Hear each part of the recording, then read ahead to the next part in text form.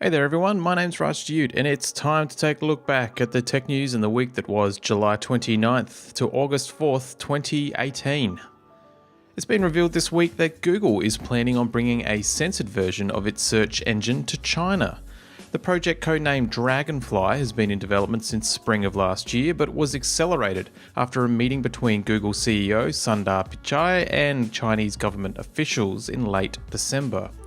The revised version of Google's most known and widely used product is said to blacklist websites and search terms about human rights, democracy, religion, and peaceful protest, a stark contrast to the company's former mission statement of "Do no evil."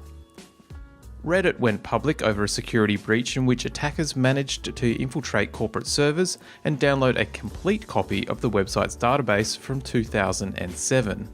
Also stolen were a large number of email addresses that had signed up to Reddit's Digest email service that were stored separately to the stolen database.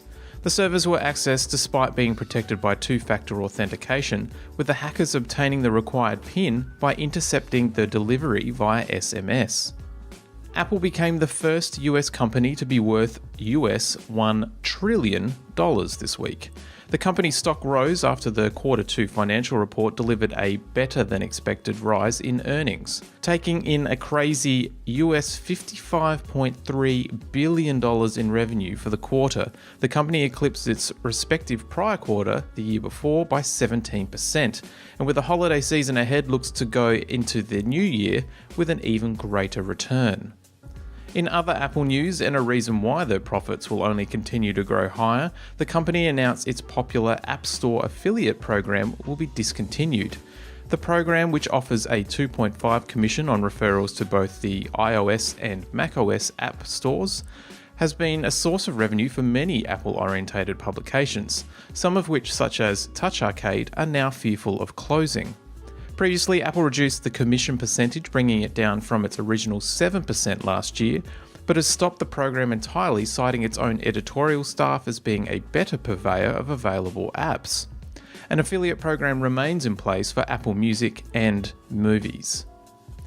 Foodora has announced that it will be ceasing operation in Australia.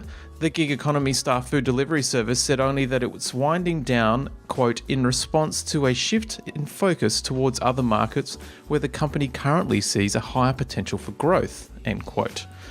The bicycle-only service is said to have struggled against larger players that provide delivery via any vehicle type and been unsuccessful in market penetration in Australia's more sparsely planned cities.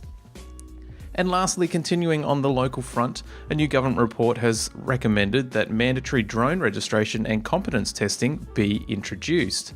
Similar to drone use in the US and UK, registration will be applicable to anyone flying a drone weighing more than 250 grams.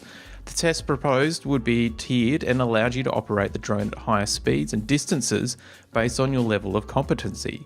Again, similar to systems already in place in other countries. And that's it for the week. Be sure to like, love, subscribe, and share however you're listening or viewing this episode. The more eyeballs and ears we have on it, the more content we can create.